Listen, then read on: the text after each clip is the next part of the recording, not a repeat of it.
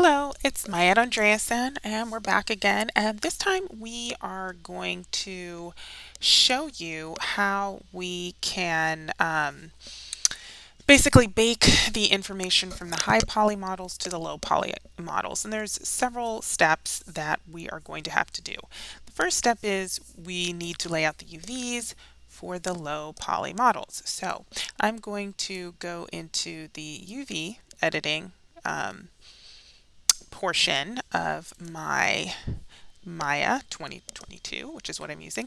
And it looks like, we actually have the UVs already laid out, and they look like they're laid out pretty well.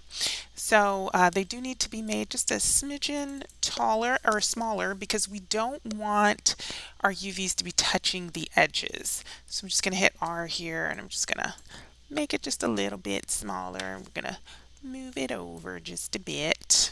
We can move it into the middle, or we can move it over here. Chances are actually we're going to probably, yeah, we're going to leave it here. We'll just do it this way. So here we go. All right, let's go into this one, see how it looks. That's looking pretty good. If you want to double check and make sure that your UVs are totally fine, you can always optimize them. But as you can see, my UVs are looking pretty good. So when you lay out, when you create using the Create Poly tool, oftentimes it will create UVs that are pretty nicely put together. Um, while you're creating them, but you can see that we've got some funkiness right here. So let's make this just a tiny bit smaller, maybe a little too small, and then we are going to optimize. And as you can see, that fixed up that warping that was right here in this bottom left corner of my model. All right, let's go over to this one now. Let's take a look at this, and we are going to make it just a tiny bit smaller. We're gonna optimize. Oh, it's a little bit that needed to be done. All right, so that looks pretty great. Let's take a look at this one. That looks good, and that looks good.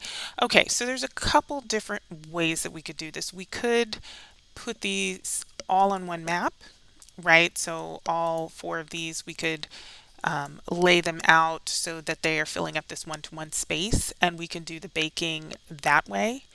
And that is actually what I think I'm going to do. We could also do them singly, right? So we could do this so this is all done individually, and we could individually bake everything, which could also work very well. It's up to you as to how you want to do this. I think, let's actually do this one at a time, and that way I can repeat this process a number of different times for those of you who are watching. So we're going to go back to general. Now, you might have noticed that I'm not worrying about laying out the UVs for the high poly version. You don't have to worry about the UVs for the high poly version, but you do have to worry about the UVs for the low poly. If you don't straighten that out, then you're just gonna have a mess on your hands, okay? But we do need to combine all of these separate parts for the high poly. So I'm going to do that. I'm going to go into Mesh Combine, and then I'm going to immediately delete history, and I'm going to rename this. Now I believe this is, let me see, branch 02. So we're going to call this branch, helps if I spell it properly, branch 02 high. Okay, so that's high poly. Whereas we also have the low poly, and it's right there. This one we're gonna change this to branch 04. All right, and then we're gonna select all this, and we're gonna combine. So we're gonna go to Mesh Combine, and we're gonna delete history, and we're gonna call this branch 04 high, right? So we have a branch 04 low and a branch 04 high. This one we're going to call branch 03. We're actually going to call it branch 03 like that. And we're going to make sure it's low. And then we're going to select the whole thing here and go to Mesh Combine, delete history, and rename it branch 03 high. Okay. All right. And so last but not least, I believe we have this one, which we're going to combine. This is branch 01, Mesh Combine, delete history. By the way, you can go to history also by going edit, delete by type history. I have put it on my shelf, but that's where you can go if you don't have it on your shelf. And we're going to rename this branch 01 high. Okay, so we have everything named. We have our, let's just put all of these things in order, right? Oopsie. Number 4, we're going to put you down here. And number 3. All right. Oop. So we have 1, 2, 3, and 4. Probably this should be a 1, 2, but it's fine. And let's just make sure we have them in order here as well. So 1, 2, 3, and 4. Now, like I said, normally I would put these all on one map. In fact, I might have an example that I can show you. And let's go to source images, and here we go. So this is going to open up Photoshop, and we can take a look at the normals here. And here we go. So we have all of these on one map, and that's really ideal. And I could put, I believe I had all the all of the all of the trunk of the trees laid out on the other part, but I baked down this information all in one map. So, and as you can see, it makes it a lot cleaner. So there's the color ID map, there's the normal, and there's a test normal, and then there's the completed normal. Okay, so normally that's what we would do, but I'm just going to do it on one of these right now just to kind of show you the process. Let's do this one because it's kind of the most complex. So we're going to select this first, and we're going to go to the rendering dropdown, and we're going to go to lighting, shading, and we are going to go to transfer maps. Now, before I go further, I've missed a step.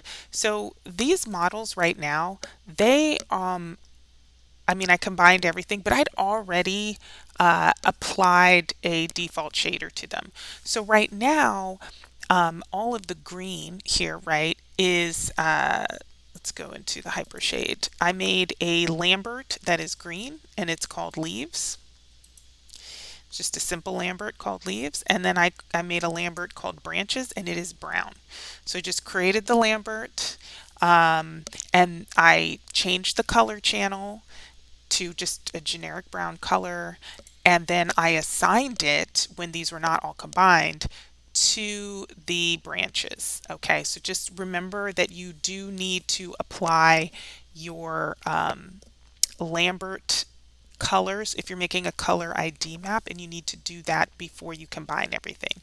Now, if you're like, okay, Maya, I really need you to show that to me, it's not a problem. We can uncombine things, so we can double click certain parts here, and we can actually separate them all very easily. So we can go here, and we can go to, we'll have to go back to modeling, and we'll do extract, which is right here. So that allows you to extract things. Once again, you're going to want to delete history, but then what you can do is, let's go to F8, is we can select all the individual pieces here, or models, and we can apply a new texture. So if I wanted to do a new Lambert, right, as you can see, these are gray, and we can call this, let's call this white underscore matte. And we're going to change the color to white. And please excuse the little baby if you hear her in the background. You might not. That is my daughter, and she just woke up from her nap. Okay, so we're going to move on. Don't worry. Dad to the rescue. He's going to go get her. All right, so I'm just going to undo all of this and make it one. All right, it's one object again. But I've now shown you how you can do that. All right, so we have selected our branch 4 low, our branch 3 low rather, and we've added it to our target meshes, which is great. And we are going to add the high poly version to our source mesh. So we're going to add selected.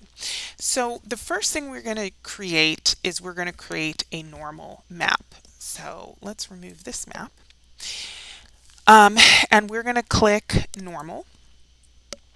And then under normal map, we're going to go to the file folder here. And we're going to save it to a place. So we want to save it to the source images folder. So and we want it to be, you could do a TIFF, you could do a target, you could do a JPEG, though I wouldn't recommend that. I recommend a TIFF, a PNG, or a target.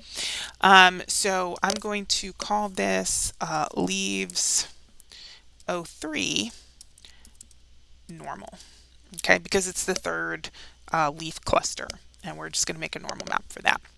All right, so we are going to, and I'm going to call it actually test normal, just because I don't want to confuse myself later on. All right, and we're going to hit save. It hasn't done anything yet.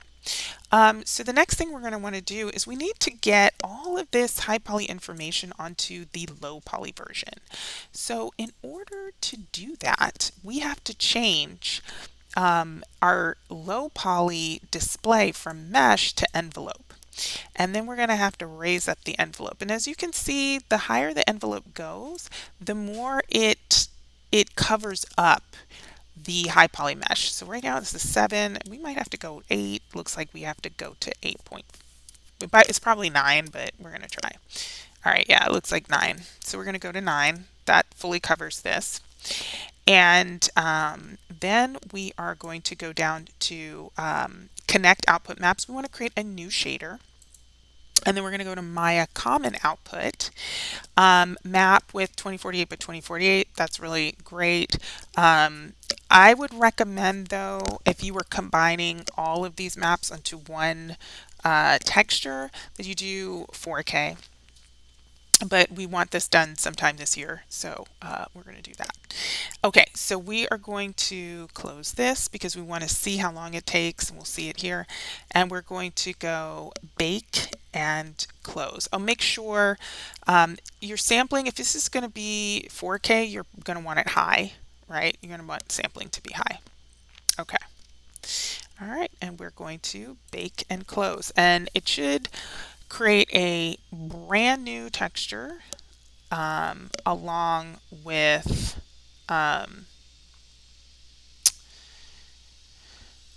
all of that information getting transferred to that texture. And I'm going to pause the video and I'll start up again once the bake is done. All right, so we have baked our down that information. Let's take a look at it. Let's go to our file folder, and here is our leaves 03 test normal. Let's open it up. Look at here, we have it. It looks great. We were able to capture all of that information, and let's take a look at it here. If we hit 6 and then let's hit Control 1, we can see that that information is showing up on this low poly version, which is fantastic. So 6 will show any texture information you have, where 7 shows lighting, and 5 just shows the surfacing, and 4 is wireframe.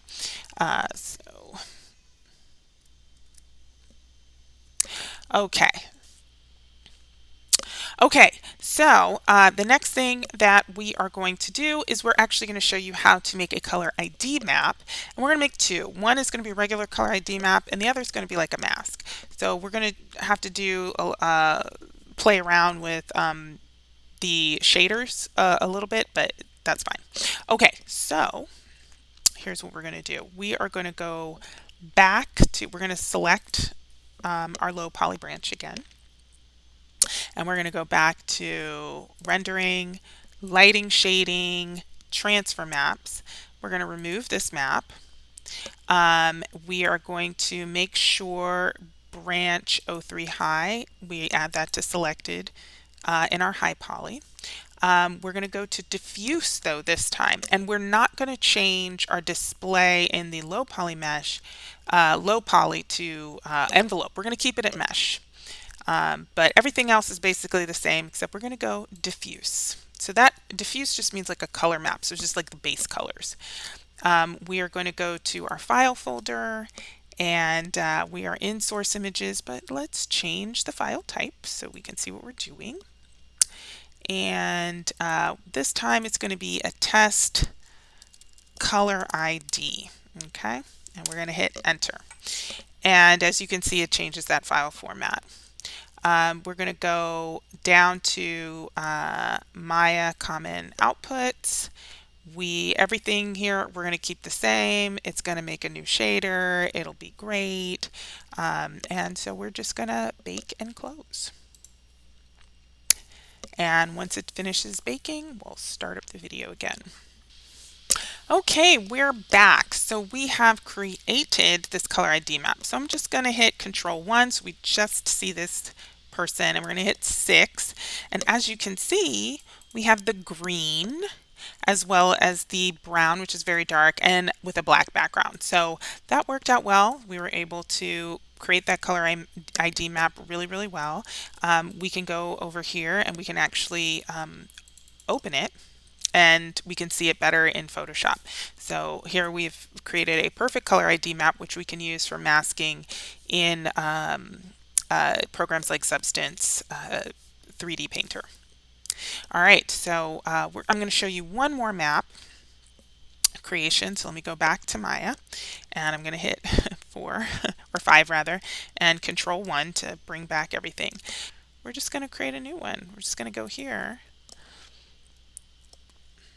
and we're going to make it white. Oh, that's right, I undid, so it made it go away. And we're just going to call this white matte. Okay. Now that we've done that, we can assign it existing material, white matte. So here's our white material. We're going to select the low poly.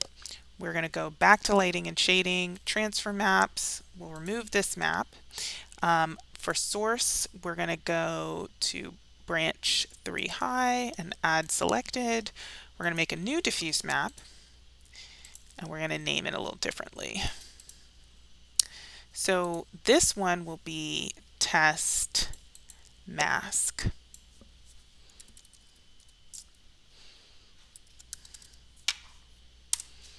Okay. Let's go to Maya common outputs. Everything's the way we want it, and we're just going to bake and close. I'm going to pause the video. All right, we're back. So let's take a look at how this test mask turned out. Ooh, and here it is. It's perfect. So the white, that is the part that's going to show up, and the black is the part that will not. So here we go. That worked quite well. All right, so that right there was a video of how to bake maps in Maya. So we baked a normal map, and we baked 2 different types of color ID maps. I'm Maya Andreasen, and until next time, bye-bye.